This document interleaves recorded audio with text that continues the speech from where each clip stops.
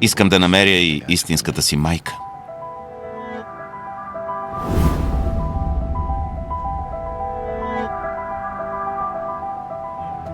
Може би е от упойката, но в болницата си спомних някакви странни неща.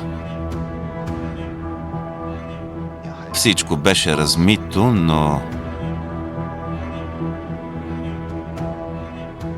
по някакъв странен начин. Сигурен съм, че са истински. Едно място. Някакво заведение. Имаше някаква статуя на лъв.